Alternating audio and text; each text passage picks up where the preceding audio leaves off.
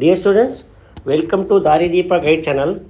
So ಇವತ್ತು ಒಂದು ನಾನು ಇಂಪಾರ್ಟೆಂಟ್ ನ್ಯೂಸ್ನ ಒಂದು ಇಲ್ಲಿ ಅಪ್ಡೇಟ್ ಮಾಡ್ತಾಯಿದ್ದೀನಿ. ಅದು ಎರಡು ಇದೆ. ಒಂದೇನೆಂದರೆ ಆಲ್ ಇಂಡಿಯಾ ರೌಂಡ್ನಲ್ಲಿ NMC ಅವ್ರದ್ದು ಒಂದು ರಿಪೋರ್ಟ್ ಇದೆ, ಒಂದು KEದವ್ರದ್ದು ಒಂದಿದೆ. NMCಯಲ್ಲಿ ಆ್ಯಸ್ ಪರ್ ಡೆಕ್ಕನ್ ಹೆರಾಲ್ಡ್ ಪತ್ರಿಕೆಯಲ್ಲಿ ಬಂದ ಪ್ರಕಾರ ಮತ್ತು ಒಂದು ವಿಡಿಯೋ ಕೂಡ ಇದೆ. ಅದನ್ನು ನಾನೀಗ ನಮ್ಮ ಡಿಸ್ಕ್ರಿಪ್ಷನ್ ಬಾಕ್ಸ್ನಲ್ಲಿ ಅಪ್ಲೋಡ್ ಮಾಡ್ತಿದ್ದೀನಿ. ಆಮೇಲೆ ನೀವು ನಮ್ಮ ವಾಟ್ಸಪ್ ಚಾನಲಲ್ಲಿ ಕೂಡ ಅದನ್ನು ನೋಡ್ಬೋದು.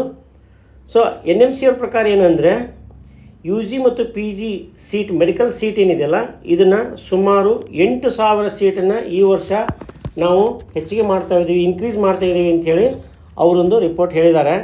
ಅವ್ರು ಯಾರು ಅಂದರೆ NMC chairperson doctor Abhijit Seth ಅಂತ. ಸೊ ಇವರು ನಿನ್ನೆ ನಡೆದ ಒಂದು ಇಂಟರ್ವ್ಯೂನಲ್ಲಿ ಈ ಥರ ಒಂದು ಹೇಳಿಕೆಯನ್ನು ಕೊಟ್ಟಿದ್ದಾರೆ. ಸೊ ನೆಕ್ಸ್ಟ್ ಏನಪ್ಪ ಅಂತಂದರೆ, ನೆಕ್ಸ್ಟ್ ಇದು KEದಲ್ಲಿ ನಮ್ಮ Prasanna Kumar sir ಏನಿದಾರಲ್ಲ, Prasanna sir director, ಅವ್ರ ಪ್ರಕಾರ ಅವ್ರು ಹೇಳ್ದಂಗೆ 267 ಸೀಟ್ಸು ಸೆಕೆಂಡ್ ಚಾಯ್ಸ್ 2 ಹಾಕಿ ಹೊರಗಡೆ ಹೋಗಿದ್ದಾರೆ ಬೇರೆ ಬೇರೆ ರಾಜ್ಯಗಳಿಗೆ. ಇಲ್ಲಿನ ಸ್ಟೂಡೆಂಟ್ಸು, ಇಲ್ಲಿ ಸೆಲೆಕ್ಟ್ ಆದಂಥ ಸ್ಟೂಡೆಂಟ್ಸು. ನೆಕ್ಸ್ಟ್ 393 ಸ್ಟೂಡೆಂಟ್ಸು ಯಾವುದೇ ಆಪ್ಷನ್ಗಳನ್ನು ಎಂಟ್ರಿ ಮಾಡಿರೋದಿಲ್ಲ. ಸೊ ಹೀಗಾಗಿ ಟೋಟಲಿ 600 ಸೀಟ್ಸು ಕರ್ನಾಟಕದಲ್ಲಿ ಉಳಿಯೋದ್ರಿಂದ ಈ ಒಂದು ಸೀಟ್ಸ್ ಏನಿದೆಲ್ಲ 660 ಸೀಟು ಸದ್ಯಕ್ಕಂತರೂ ಕರ್ನಾಟಕದ ಮಕ್ಕಳಿಗೆ ಸಿಕ್ಕಾಗಾಯಿತು. ಇನ್ನು JNMC ಸೀಟ್ ಬಂದ್ರೂ ಇನ್ನೂ ಜಾಸ್ತಿ ಆಗುತ್ತೆ. ಪ್ಲಸ್ NMC ಅವರು ಸೆಕೆಂಡ್ ರೌಂಡ್ನಲ್ಲಿ ಇನ್ನೂ ಸಾಕಷ್ಟು ಸೀಟ್ಗಳನ್ನು ಬಿಡ್ಬೋದು ಅನ್ನೋದೊಂದು ಅಂದಾಜಿದೆ. ಸೊ ಆ್ಯಸ್ ಪರ್ ಅವರ ಒಂದು NMC ಡೈರೆಕ್ಟರ್ ಚೇರ್ಪರ್ಸನ್ ಹೇಳಿದ ಮಾತಿನ ಪ್ರಕಾರನೂ ನಾನು ಹೇಳ್ತಾ ಇದ್ದೀನಿ. ಸೊ ಸೀಟ್ ಇನ್ಕ್ರೀಸ್ ಆಗುತ್ತೆ. UG ಮತ್ತು PG ಸೀಟ್ ಸೇರಿಸಿ 8,000 ಸೀಟ್ಸ್ ಇನ್ಕ್ರೀಸ್ ಆಗುತ್ತೆ.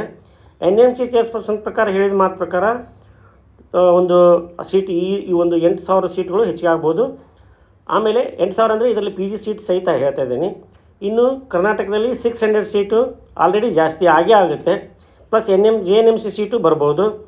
ಸೊ ಈ ಒಂದು NMC ವಿಡಿಯೋನ ಮತ್ತು NMC ಡೈರೆಕ್ಟರ್ ಜೊತೆಗೆ ಚೇರ್ಪರ್ಸನ್ ಜೊತೆಗೆ ಮಾತಾಡಿದ್ದ ವಿಡಿಯೋನ ಡಿಸ್ಕ್ರಿಪ್ಷನ್ ಬಾಕ್ಸ್ನಲ್ಲಿ ಹಾಕಿರ್ತೀನಿ, ನೋಡ್ಕೊಳ್ಳಿ. ಮತ್ತು ವಾಟ್ಸಪ್ ಚಾನಲಲ್ಲಿ ಕೂಡ ನೋಡ್ಬೋದು. ಸೊ ಸಬ್ಸ್ಕ್ರೈಬ್ ಮಾಡಿ, ಶೇರ್ ಮಾಡಿ ಮತ್ತು ಕಮೆಂಟ್ ಮಾಡಿ. Thank you.